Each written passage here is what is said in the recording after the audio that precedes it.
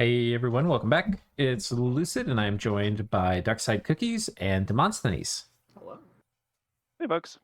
Okay, so last episode, I think the highlight of that was uh, Nabba getting absolutely ruined by Asphodel. uh, Yeah. yeah, And Pyrene also was absolutely ruined by Asphodel. So we are at the point where yeah, both of our potential major allies are no longer likely to be effective offensive forces. They might be able to hold on for a while, but we're not expecting any major armies to come and take Asphodel forts other than ours. and this is, by the way, one of the good parts about being in a 1v3 or something, right? Is that you don't have to win all of them, right? If you win two of them and kind of drag out or stall a third front, it can still be an extremely profitable war. So there's a chance that happens with Asphodel, depending on exactly how resilient Pyrene and Nabba are. But like Asphodel getting in the Pyrene cave system is going to be a freaking nightmare for you guys. Yeah. Okay. So the first big news is the Gift of Health Dispel worked. I think it was like Nice. a plus 20, 30 pearls, over base cost Dispel. So Mhm. Kirby correctly predicted that it was like a min cast or slightly above min cast, not like a enormous cast, which is certainly theoretically possible with the 30, 40 nature gems of turn income that Asphodel has. Yeah. You should watch the Haunted Nice. Woods battle first, because that's where our main army is moving onto the predictable move. And indeed, Yeah, it's just a basic Val Vapors Wind of Death. Oh, we get to see the kit now. Oh, but he's taking a lot of it off. yes, he's taken a lot of it off, but he's got 50 hit points. So I think his goal is he takes one hit and he goes home. And Not as many Draconians here as before. yeah, that was actually intentional because we have a very specific thing we were trying to do. This Wind of Death caster. Oh, I see Soul Slays. I saw a Soul Slay caster. Yes, but we are trying to soul slay him because I don't want to have Oh, got him, dude. Exactly. So we Got really him. didn't want to have to kill that guy a second time because you'll see the attrition that it causes to our army to do that. And he actually had a little bit of non-mindless chaff in this army. I think he had a couple of the Sagittarian carcasses. So this was, despite what the battle report looks like, Haunted Woods. Yeah, big victory for us because Yeah, huge we victory. got rid of this incredibly valuable asset that he spent tons of gems on. Oh wait, did y'all get the hat too? Oh, you got a Rune Smasher. Oh, we didn't have Yeah, the hat. It wasn't a magic phase. He didn't have to magic phase. Yeah. So Okay, so let's see how much this cost him. So is it really just 50? Well, he's twice warned. Wait. Oh, Wind of Death is still. I was thinking Wailing Winds is glamour. Okay, so it's really just 50 gems and then this gear. It's not that expensive for him. And the twice. Oh, and the Twice Born. Yeah. Yeah, I think it's all told 90 because the gear is about 25, like 10 plus 15 plus 5, but probably hammer discounts. And the Twice Born is like 15. So 20, 20, 40 gems of these, 5 gems on that. Yeah, it's like 105, 110, something like that. 50, and then the Twice Born. Yeah, right around there. Okay. And critically, And this is, he's not going to have a ton of air, too. So it's going to be hard for him to print these out exactly. Yeah, you know, it's like you should expect another one at some point, but it's not going to. This is a painful blow. This was like a completely different threat vector that you guys had to deal with. That was going to be hard for him to replace. And I believe the Rune Smasher and the Void of the Eye. I think those are both pretender turns to forge. Probably. I don't. Yeah, this one almost certainly is. Yeah. Yeah. So and to be clear, he made a mistake that it was possible for us to soul slay him. If he'd brought 50 wolves or any other sort of garbage, that would have distracted the soul slay clusters and it wouldn't have worked. But we correctly predicted what most people like to do with Wind of Death things, which is bring as little stuff that's going to get wasted as possible. So yeah, I felt that felt like a really great play. I think we did no testing for that. Were just like, I think as many turn 1 penetration boosted soul plays as possible was our plan. Yeah. Yeah, I remember. I thought sick. he would take an army fight, and you predicted that he would do the Wind of Death trap. his army somewhere Yeah, I else. think that's probably the better move for him. I think if I were in the Asphodel position, I would be thinking, let's stall the Shinuyama front and win the Nabba and the Pyrene front. So if you're trying to stall and not really win, then there's no hurry to take battles, you know? Right. It's better to just attrition down. Yeah. Okay. So there's one other big fight this turn, which is the storming of Black Peaks that you should make sure to check. Because that's Nidavangr. I can do this with the arrow keys. It's a lot faster. Take a fort. Okay. Were these the wall archers? Yeah. Yeah. No. This is a this fort. is the Let's at least fort watch storming. this. Oh, yeah, those behemoths are just going to blow through there. Or not. Attack closes. They run literally... Okay, this is a bug. Why are they running at this tile? They're like, we're going to get them. Okay, well, I need to make a note to report that on the beta forum. Yeah, sounds good. That's a bug. Tactical. I have to watch that again. The wall guard. Look at this. These scripts are like, we're going to put the behemoths in front and we're going to put them on attack closest so they blow up the entrance. And the behemoths are like, all right, got it, coach. Send me in. Yeah, let's get this wall archer. Oh, God. I will say, you know, they're sort of like zombified. So, you know, it makes sense for them to not be very smart, but... No, but look, it was actually a brilliant play because the gate guards then ran forward and they got behind them. That's true. It actually worked better than I would have. They would have just blown these guys up, though. I know, but I now wonder whether, as long as this bug exists, drifting your guys to attack archers could cause them I to wonder. slip behind that way. That might be. Yeah, that might be one of the ways.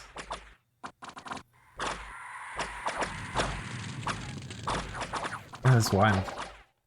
Okay. Oh, this looks spicy. Oh, this is the battle you were saying we should watch. So, Nidavangr, who's got these cool Scar Souls, trying to storm Pyrene, which has some big dreams, but maybe not much else. Yeah. Pyrene's in a bad way diplomatically, etc. And there's a lot of the Nithbed. Yeah, I think we will get to see what their secret imprisoned bless is once they're blessed. I think it's the first battle we see with them after their pretender wakes up. Yeah. So Fear? they have fear and fire shock resistance Nice. imprisoned, which I think it's an interesting build. I've never thought about imprisoned fear, certainly, and but it's potentially quite powerful because you have to kill them 5 times to get rid of them with the Yeah. nid and so that gives them the time for fear to work on. It makes them a lot harder to sort of win in a line army fight. Yeah. But importantly for this fight with some storm demons behind that wall, the shock resistance is a really big deal. Yeah. But will they get through the gates?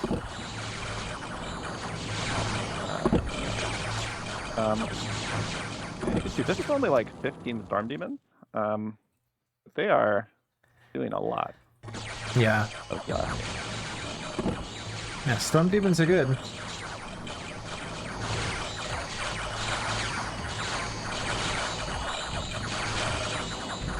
And additionally, you can see that I think it's Pyrene with the Fel Vapors. I'm not actually totally sure.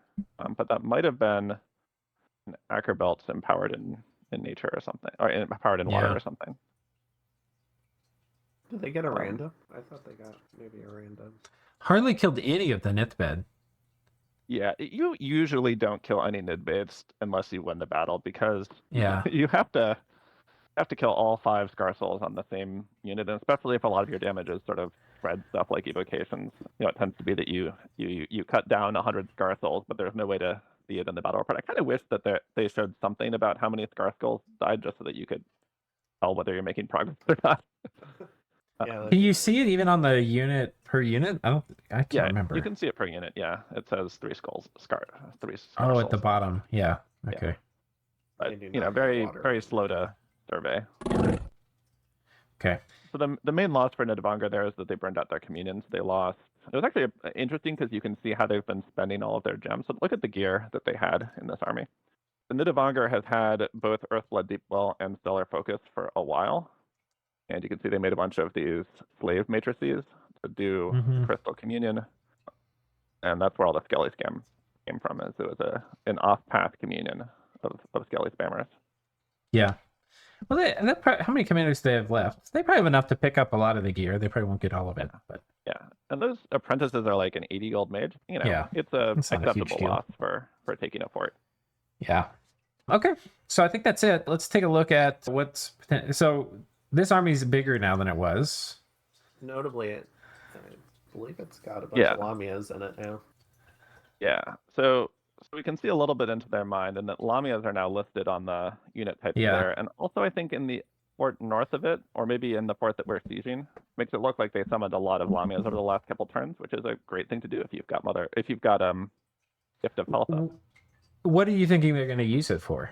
I'm thinking maybe communion or like a soul vortex battery, or no, I'm expecting that they're going to bring 200 Lamias with Army of Giants and all the other big buffs that they can cast on them, and Gift of Health giving them double hit points so that they regenerate. Oh fuck! You know, well, that's gone now. Out of The Gift of Health part, yeah. Well, and the reason that I think it was a mistake to dispel it last turn is that Gift of Health is gone this turn, but they could cast it this turn. There's not really anything we could do to stop that other than doing a bigger cast of it ourselves, which we've got 6 nature gems, so that's not happening. Right. Okay. Is that really that scary? I mean, I've never seen Lamias used as a main front line. I'm guessing they're a lot more efficient now in Dominion 6. Yeah, they're really quite 50% regen. Yeah, no, that's cool, but I've still never seen them. Yeah, where are they? They're down at 6, I think. Yeah. So I think the idea is 5 they're half the gem apiece. Yeah, army regeneration, Army of Giants, and then I think Marble Army. So they've actually got some protection, and then they become kind of spooky.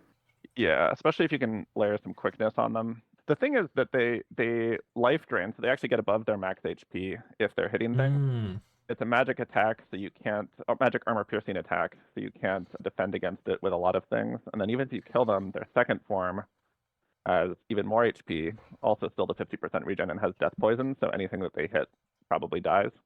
So I think that they are like a really good sort of defensive front line in Gift of Health. And it's really hard to get rid of them with evocations or that kind of thing. Yeah. And if he's able to do Army of Myths, then you basically can't damage them with troops. Normal troops, yeah.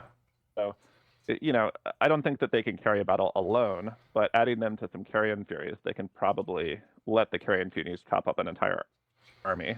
By Who's just playing Asphodel again? I think using him as Sithlock. I've not played with him before, but he seems very chill player and clearly knows what he's doing. I think this is an alt. I don't know who, but if I've never heard, let me pause it and look. All right, so when looked, probably not an alt, but very cool play so far. We have decided that the better part of Valor is to run away. I don't think that we can beat that army, and we don't really know what it is, so it's hard to be sure, because you know there's 1,000 units in Asphodel. There could be all sorts of surprises mixed in there. I don't have a good enough sense of what the free spawn rate is as to whether there could be another 50 Carrion Furies somewhere hiding in those stacks. But the thing is that strategically, we really need to keep the pressure on him, even though we think we can't deal with his Doom stack. So we have initiated Operation. So because we lost. Well, this is not, but this is not his Doom stack. Like, right. But I'm just saying we lost, I think, a third of our chaff to the Winds of Death. Yeah. Yeah, and I think strategically, you guys are getting fucked. Like.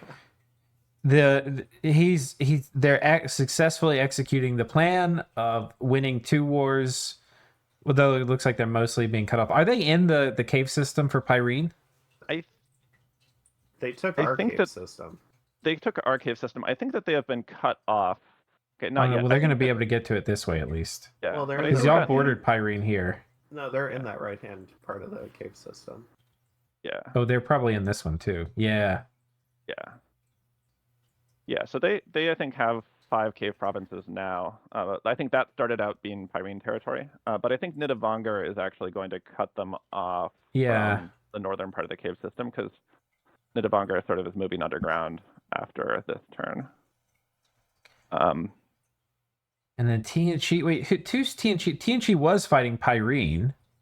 Yeah, they're still vulturing or recovering their land from But what is Pyrene. Nidavangr doing? Like, how is this going to play out? Are they going to eat TNG next? Is that their plan? I guess. So I think that Nidavangr and Ulm are both very heavily committed to trying to finish off Pyrene. I think both of them really don't like fighting hordes of storm demons and want to get Pyrene out of the game. Yeah. It ends up being a little diplomatically complicated because Irene goes to go and try and take all of the cave system, leaving Ulm sort of holding the bag, fighting the main sort of app circle area around. You mean Nidavangr goes to take the cave Yeah, system? Nidavangr goes in the cave system, leaving Ulm to fight sort of all of the Pyrene stuff that's still alive after that battle. Yeah. And Okay. Ulm bears a grudge for that. But meanwhile, yeah, TNG is continuing to sort of try to recover their vulture territory. This just looks like a huge clusterfuck. And this is great for Asphodel. This is great because Asphodel was winning a 3v1 as far as I'm concerned at the moment. So yeah. So we're making a big change in tactics that you can see with all of the attack arrows that are happening this turn.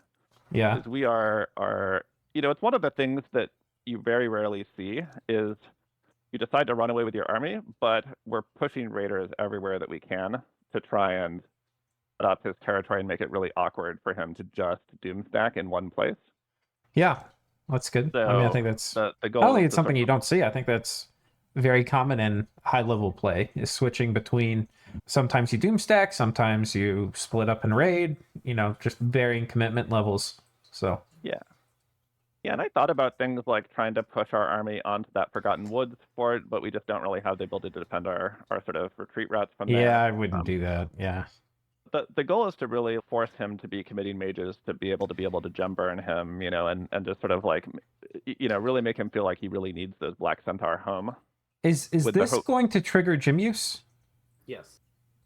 It will. It doesn't look like it. I think it's like the minimum, which is what, a 4-pass. It's not mage and guaranteed a couple of gems. Okay. It's not I guaranteed. thought it was I think you need 3 higher. guaranteed. Yeah. I think it's like a 2/3 chance it'll trigger gems. But I think our goal is to just if he comes out with a panic like a Carrion Lord Foul Breakers thing or something like that, or a thug to kill his thug. Yeah. More than to gem bait. I think in general, like in this game, people were in general, players have been pretty chill about not doing gem baits that can't kill anything. Everybody and I've sort of been keeping to that unspoken code of like, I'm not going to put out a thing. Who's playing the game pointless. this way? Nobody plays it that way. Man, it's your burn whenever you can. I mean, Darkside Cookie is going to have Jim burn PTSD from my Sauromancers. Yeah. I mean, I channeled a little bit of that because I think I scripted that Ravenous Swarm. Okay, good. Yeah. I have a little bit of a code of I will get more cheesy on you if I feel like you're being unreasonably cheesy on me. And so far, I have not. He has not crossed the bar where I feel inclined to do that. So I think the gem burn here is tactical because not only here it's less about wasting the gems, it's more about seeing the full script execute. Yeah. And that's I think the most important piece of information you're going to get from backing off here is you're going to know exactly what's coming. But I fully support that retreat. It looks really smart. Anything we need to talk about? You got some lightless lands from Ulm. Did we talk about? Did we watch all? We watched all the things. Okay. I think that there's one event which is we got a free gold mine in 159. Nice. Which is just more just sort of seeing how luck skills play out in the game. That's some serious income. Yeah. And then the other thing is there's a global event this turn, and I think this might be the turn we got Construction 7, or maybe we're getting it next turn. Ooh. Yeah, so construction rituals are cheaper. So we are doing a ton of forging of things like thistle maces that you get the same discount with the hammer, but without the hammer. We might not have noticed it this turn. I think we start next turn. I think we're doing some this turn, but next turn we're going to spend like a lot of our gems. Yeah. Other thing I should mention, you can see that our water gems are way down. We had 100 a couple turns ago, and we got 2 naiads just because we really need to be able to cast the big nature spells like Blessing or that kind of thing, and we just didn't have enough ability to get the boosters for it, and that's if you look at our nature gem bank, it's rough. So being able to spend water gems for big nature mages was big, even with all the annoying downsides of naiads being fragile and homesick and so on. We're also getting our... Yeah, you can't... Can you transform them now? I can't remember. I think maybe you can't or something. You can. The problem with transforming them is then you get a thing with Enable MR, and given that Wind of Death is in the picture, I'm very wary of Oh, yeah. doing that. Okay. We We're also found one picking really up- good... Oh, Oh, go ahead. I was going to say we're picking up our first golem, and we're breaking into high glamour this turn, too. So we're going to have some new options. Yeah, I think golems are a very interesting option to have against Asphodel. There's probably going to be some situations where you might can tank a full army. I'm not exactly sure how that would play out, and the Carrion Fury is especially going to be really scary. But I think there might be situations where you could engineer that. Yeah, possible. Yeah. I think it would be a magic phase hunt an army where you know there's no Carrion Furies, but still, a valuable tool. No, I've killed crazy shit with golems. Golems can be... You have to... It's not just pure golem pass. You have to have fluffers and stuff. But Yeah. We also got one magic site this turn over in the Marignon region, which is the Mirrorwall Palace, which lets us get sorceresses. And sick. it's I think one east. Oh, it's in that swamp. The swamp, which That's I think really is nice. cool. Astral. Yeah, you don't really have... I mean, this is... Your other guys are just Astral 1 most of the time, right? Yeah. And then... So you get Astral 2s and you get Glamour. That's huge.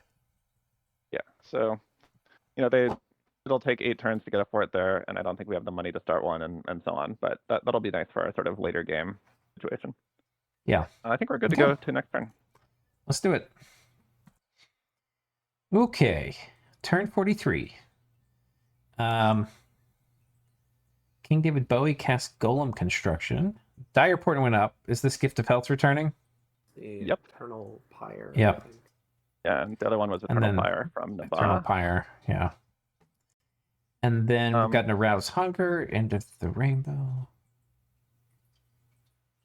Yeah, so this Barely Conquered. actually is worth watching because this was supported by I just noticed that. A magic phase attack. Port of Skeletons, I'm guessing? Yeah. Yeah. I think it's actually raised dead, and the reason is that you need enough HP on the battlefield to not HP route if they kill the ghouls, which they did in this case. Yeah. So we sort of mixed that up. But yeah, basically Skelly spam. Okay.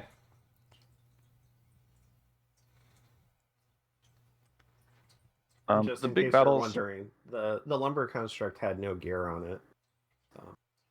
Okay. Yeah. For the big battles this turn, BMS Rest, there's actually 2 battles, both of which are cool. So here you can see they've got this little squad that's going to cast some battlefield clears with the Frostfather, who's, I think, super buffed in this whole province. Ooh, Alma's not going to like this. And he's got the Allfather for his guy, it looks like. Yeah, King Santa himself. Very cool. And okay.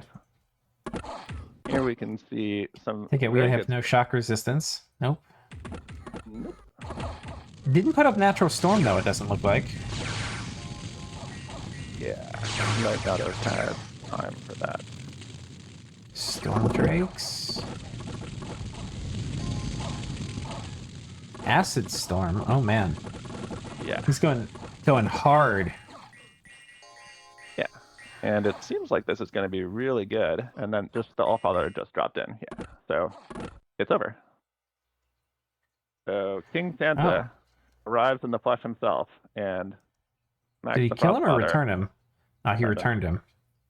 But that was, well scripted by Ulm, having sort of killing be interrupted by that, because you can see he lost a decent amount of stuff, even with he did. a few turns that was active. Yeah, I think this is. I mean, this kind of is an even trade, actually. So that's really good scripting from Ulm to make that even. Because he lost a fair amount of Storm Drakes and Storm Demons, and then the Blackhawks. So yeah, the distraction chaff for the 40 Ulm mages was not free, and there's a port storming for that too that we should watch while we're okay. That was this one, Mag, Behemoth or Rest. Behemoth's Rest. Okay. Yeah. So we can see this army again going through a wall. Now, Ulm has some crossbows, which are really good in these fort stormings. I hear a lot of summonings. Okay, these are imps. I don't think imps are going to matter a ton here. Yeah, I think that's right. But Gifts of Heaven's going to matter. Yeah, they have a bunch of... I think this might be the Who's Throne of the casting Iron that? Order. Yeah. Oh, Iron yeah. Order. Oh, this is going to suck. This is going to suck. All right, Ulm. Get out your wallet and get ready to pay. And I think the Allfather is not here. I think he was a surprise addition outside the port. So they don't have him flying into the back this time. Yeah. Could be good. Considering I think Ulm's still going to win, but it just looks like it's going to be brutally expensive. The thing that's going to be bad is if the front line runs too quickly, and then the aggro switches onto the archers. I think that in that case, you could have an HP route before they clear the gate, but I'm thinking they will. Got a few more guys here. So one of the things I think... Whew. Wow. Didn't actually lose that much important stuff. Only a couple mages. And then the Guardians have been whittled down through this time. They lost 20 in the other fight and then 35 here. Yeah. Yeah, so I think the thing that Ulm could have done better here is forward positioning their mages or putting them in advancing cast or something. Like they were doing a lot of very inaccurate fire. Yeah. And I think that's why the wall archers lasted so long, is that I've evocations weren't really hitting. I forget, is Gift of Flight something they can fluff to try and get in the back line? Oh, we've got Marignon riding out to fight Nabba. Again with a Yeah. huge mage core. But it looks like Nabba has a trap card, and that is flyers. Mage heavy armies do not do well against flyers in general. And if they expected it, they probably should have put a few more people. Oh, well, I mean, this was pretty good. They got baited onto these guys somehow. Yeah. No protection, right? So they're very popular targets. Okay, Draconian's down, but they didn't summon elementals or anything, right? Yeah, I think Nabba... This is a Siege Chaff army by Nabba. Heavenly Sword. Those guys are sick.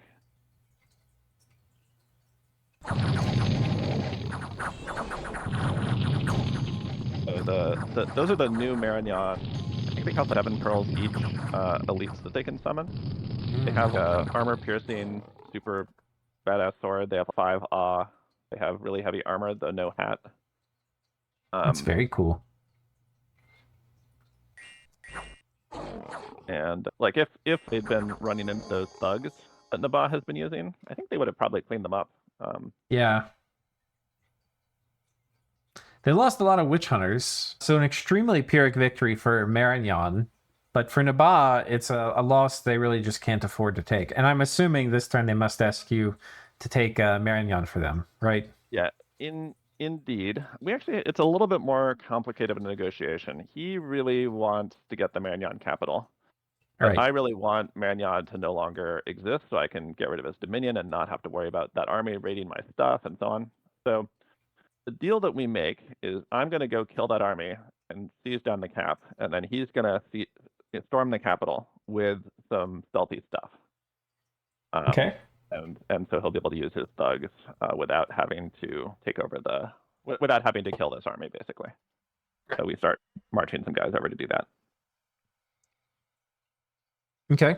What you said it's a complicated negotiation. What was the complicated part? Well, just I mean, I wouldn't say that complicated. What he told me is, look, I'm not comfortable with your getting Marignon. Like, I need that support, but I also need your help. So can you seize it? Yeah. Seize it down for me? And I was like, yeah, that's Yeah, a fair deal. no, that's fair. Yeah. Okay. Good watch, though. Yeah, Very I think we active can raiding go. game. Yeah, so I think you can do this from the map. Yeah, okay. because There aren't other sort of surprise battles because we ran away. Okay, so let's see what happened. They attacked here. A lot of Lamias. A lot of Lamias. These are the a unit lot of we were carrying talking about. carries. They do have cold-blooded, but we are in heat. Yeah. They've brought all of their pretenders. That's spicy as hell. Yeah. Windmaster, presumably this is going to be Aerofend. No, this is. Well, I think he has another guy doing Airfend. This guy, I think, is doing Wrathful Wrathful. Skies. Summon Storm Power Wrathful Skies. Oh, man. As Asphodel, that is not something you expect. Correct. And it's real nasty with Gift of Health up because the Lightning Bolt can't kill his own stuff because they've got too many HP. Huh. But they can kill our stuff. And that guy's a flyer too, so he can just show up anywhere.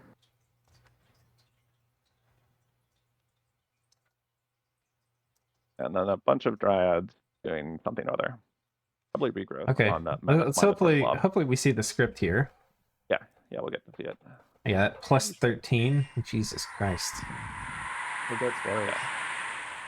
Yeah. Once Army of Giants goes off, it gets worse. Has he done it already? Oh, they've got Aerofend. Yeah, the problem with showing Rain of Stones earlier too is now they prepared for it. So you know, there's not going to be y'all don't have a ton of surprises left to show. He doesn't have as much Correct. chaff in this one, probably for that reason either. Yeah. Oh, was that Army of Giants? No. What all was cast? What was that last thing that got cast? Marble Army. Oh fuck. These guys got a little bit of cold resistance, and I think I don't think they had any cold resistance in Dom 5. I think they got a bit. Yeah, they But now unlike have most 5. undead, they don't have. Yeah, unlike most undead, they don't have 25. They just have 5. Yeah. And weirdly, the Carrion Furies, I think, have 3. Yeah, so they're not -2. Yeah, that's weird. But they've got water magic, so they can patch that hole if they so choose. But yeah, so this is a real scary army, and it's got. Yeah, you would have gotten your ass kicked by this. There it is. Army of Giants. There's Army of Giants. Yeah. Oh god. Yeah. So 32. 32 HP in this form. I think the next one's got 40 something, and yeah, it's really hard to kill. Is this with? This isn't with. Oh no, it is. Yeah. Okay. This is with gift of health. Yeah. Yeah. So yeah. This is gonna suck. Yep. I think the way that oh fuck, these have fire resistance. Yeah, they did fire or Warriors of Neefle, whatever. Frost What turn is the one that this? gives you 5 fire resistance. 42. Turn God. 43. Oh, it's so hard to deal with. Yeah, because we showed There's- Firestorm too, so they wanted to cancel out. Yeah. I mean, Firestorm. Oh no, these guys have protection. Yeah, it's Fire resistance Firestorm and is 12 protection. damage. Yeah, it's not gonna Yeah, kill him. it will kill him, but it'll kill him. It will kill him if you timed out the battle, but it's not going to kill him quickly. Yeah. And yeah, so this is the Asphodel defensive Doom stack. This doesn't have the Black Centaur. This is just Oh, a defensive stack. woof. The nice thing is that this army can't really chase us without losing the Gift of Health bonus. So we've got that. Though I will note that Black Dryads are stealthy Holy 2s. So if he could potentially prepare a play where he sneaks 12 of them into a province and preaches them on the turn he attacks and get Gift of Health by surprise. Yeah, but it's proportional to the Dominion you get. It's not. Oh, we got double hit points. So Yeah, you get up to 4 or 5 candles that way. 4 candles, I guess. So yeah. yeah. Fuck. So we're doing sort of 2 things in response to this. One, You're not patrolling, and you're allowing yourself to get bottled inside the fort. yeah, we're patrolling with a bit of stuff. Yeah, but yeah, we decided that our friendly Dominion is probably going to protect us from him wanting to move that army out. It just feels very much prepared as a defensive army. yeah. And then you can see all our raids. Yeah, so you did a ton of raiding this turn, as you had kind of mentioned. Yeah, that was a little Firefield thug. That was I think the Misfortune run was a Firestorm. So this is good. Oh, God. It's not as good as you might like it to be on the south. God, Asphodel's winning so hard. Yeah. So Nabba, I think it's correct for them to be contesting some provinces. You can't just let them just take all your land with Asphodel because you'll be washed over in a turn or two.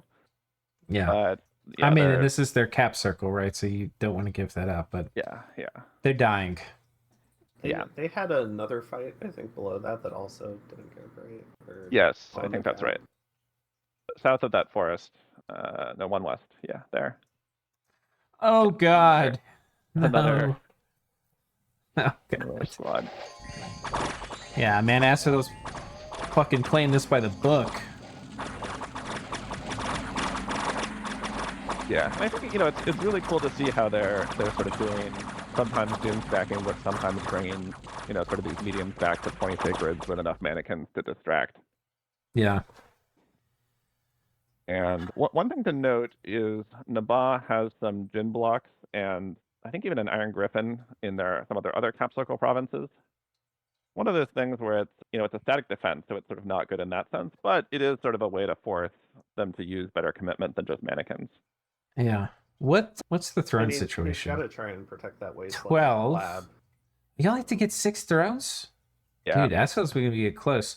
1, 2, 3, 4. And then 2 India in the south that fortunately have strong garrisons, but certainly that Asphodel could take with their doom stack, no problem. Wait. 1, 2, 3, 4, 5. Yeah. So if they take our northeast throne, that's game over. If they get these, they win. Yeah. I don't see any help coming from these guys in the next 10 turns. Yeah, I've been lobbying for Ulm to raid the Machaka region because I think that there's nothing there, but it would just be like They're committed. They're not ready to do that yet. I mean, maybe well, no, maybe it's not 10 turns. It depends. Who's taking Pyrene? Ulm, in theory. Okay. Yeah, then it's going to be 10 turns. If they Well, let Nidavangr take it, but that's the thing, Nidavangr's got to go underground, and you want to go underground to keep Asphodel from getting it. And then if you go underground, then Ulm has to take Pyrene. It's 10 turns. The only thing that Ulm can do is attack with 15 scale troops every turn and occupy a little bit of Asphodel resources. But yeah, that's not the kind of help you guys need. Yeah, because the last thing you need is somebody else losing a war against Asphodel. If Ulm has his big army up here and he has 100 troops down here, he's going to try to fuck with Asphodel. You want Ulm to stay at peace. Asphodel will send 400 guys, and with how well they're playing, they're just going to, start running around and be up a little bit of territory. Yeah, that's the problem. So anyway, so our raiding invasion did work really quite well. I think we won all 6 or 7 raids that we attempted. And we can see that there's not like a ton of stuff in the rear areas. There's that big pile in Raspberry Woods, which I think is maybe where their free spawning is happening when 500 guys there. So yeah, our plan this turn is to just sort of in the hope that maybe we can outmaneuver him, and we're pushing through as many sort of parties going west as we can. Yeah. But yeah, it's kind of like we're getting a little desperate in what we need to do to save Nabba, if that's even possible. The $1 million question. Okay, it's not possible. The $1 million question: can you guys kill this army? Do y'all have a plan? Like, if they say, yeah, we're gonna just fight you outside Gift of Health, do you think y'all will win? I think outside Gift of Health we can beat it, but inside it's unclear. The thing is that we would be all in with that army. The Dai Bakemono stack is pretty replaceable. We've got 40 walking over every turn, so we can sort of replace the losses. But there. Mages, all the items on them, all that stuff. Yeah, it's like hundreds and hundreds of gems of items. It's the majority of the Bakemono sorcerers we've made all game, etc. We need to be careful with it, and our thought is we can't attack into that with Gift of Health up. I think if Asphodel's smart, they do not attack you. Even though I think they have a pretty good chance of just walking into you and winning. Though I'm not sure, I haven't tested it. I could see you guys winning too. So I don't really know, but I don't think they need to. Is the main point. They just need to stall this war front with you while they eat the other 2 players. So yeah, exactly. In my testing, a big enough block of Carrion Furies would eventually break through. And then if they got into the Bakemono sorcerers, they'd start turning them all into Carrion ogres. And it spirals out of control pretty quick once they get into the mage core. So Though cookies, you should remember that we did come up with tech that counters that completely, which is that the spell Life After Death takes precedence over Carrion Seed. So we Oh. are safe from that outcome now that we figured that out, and also with sort of Aerofend up, a lot fewer things get Carrion Seed on them. So we actually did Yeah. figure out technology to deal with that problem, but it's a ton of those bows that entangle you, Pyrene I'm in. not. I forget if if you're we've come entangled, up you're with dead. that just yet, because I know That was we did about a this fair. turn. Okay. Yeah. Do we have the tech for it? Yeah. So we should look at research because I think that's important for the sort of what are our options. And what I think my analysis is that we need high alteration in order to fight that army. Specifically, stuff like quickening could sort of change the balance of that fight, as well as Army of Mist. And Yeah. so we have decided that we need our main army researching because it's like a third of our research or more that that main army. Yeah.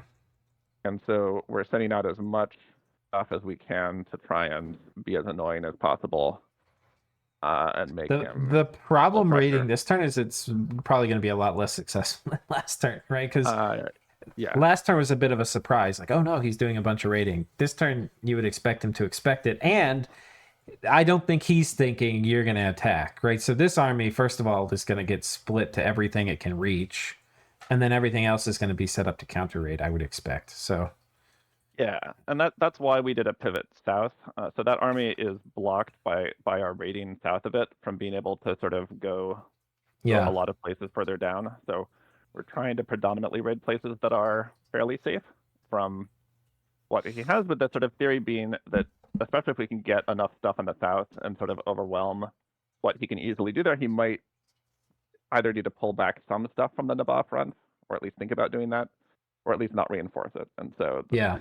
sort of making him have to make some hard choices about where he deploys Ooh. his high value stuff. That's going to be But yeah, hard. it's intense. Okay. You want to go to the next turn? Well, we're at 45 minutes, so I think we end this here. Yeah, sure. So, yeah, we'll see you guys in the next one. Any y'all. closing thoughts? Dark Side Cookies? Quote you want to go out on? Oh gosh. Yeah, I think a lot of it was I'm doing a lot of testing, just trying to figure out different combinations of stuff, and then Demosthenes is feeding me ideas to test. And Life After Death was indeed one of the big ones, because not only did Life After Death, in some ways it got a buff because they turn into a white mage now, but it also takes precedence over the Carrion Seed effect. Yeah. So that was huge, and then also I think Demosthenes is going to notice the Cold Malice, and he's going to dial up some stuff for that. Yeah. I guess one thing I'll say just as we close out here is one of the ways I like to look at a game is who has to make more mistakes to win. And I think Asphodel has to make a lot more mistakes than you guys to lose. Sorry. Yeah, that's an excellent way to put it. And the way that I'm sort of thinking about it is we are winning every one of these skirmishes with Asphodel right now, and we're losing the war despite that. Their troop production is probably in excess of what they're taking as glosses, and sort of those raiding parties that we're sending out are pretty strong parties. A lot of them are like 20 Daibakemono, a couple, 1,000 gold plus sort of thing. And they need to be that strong in order to deal with casual 80 mannequins type sort of counter raiding. But that also means that it's actually a substantial portion of the turns income each of those parties kill. So we're sort of. I would add one caveat. I don't think y'all are losing the war. I think y'all are stalled. And that's winning the war for Asphodel because he's winning other two fronts. If Asphodel weren't fighting anyone else and just the stuff they were fighting against you, like in this theater, was their stuff, and the stuff they were generating was y'all would be stalled, and it's okay, maybe you're up some territory, but they're up more troops. But the fact that they're winning wars elsewhere is what makes them winning. Yeah, and especially with that army next to Nabba, we need something big out of Kirby to help generate some initiative. Yeah. All right. And Kirby's stuff is invisible, so we have no idea if he even has anything in his capital. I wouldn't bet on it. The other thing that I was a little displeased to see, though I think there is a strategic reason to do it, he put up Eternal Fire in Eternal Pyre in his, and what that means is that if he loses his capital, that global goes down. Yeah, I would have. Could you have cast it? No, I didn't have the stuff we needed for it. But I think that there's actually a reason to do it in his capital, and the reason is that Eternal Pyre in Dominion 6 makes the province where you cast it really hot, like heat 4. Hmm. And I think his scheme Fire is elementals. that his fire elementals will get, or Jin, or Ifrits, or whatever else he's got, will get super boosted by firepower. Okay. I mean, if I'm partnering with somebody that's going to cast the global and they're about to die, I probably want to be the one to cast it though. Yeah. Well, So I thought he'd cast it in some hidden away cave fort, or sort of like on the I guess if or it like helps, if he does keep his capital for 10 more turns, it's probably worth it. But I'm not. Yeah. I'm not thinking that's going to be the case. But I'd be happy to be proved wrong. So. Yeah. All right. Okay. Well, that's the end of this one. We'll see you guys on the next one. Cheers.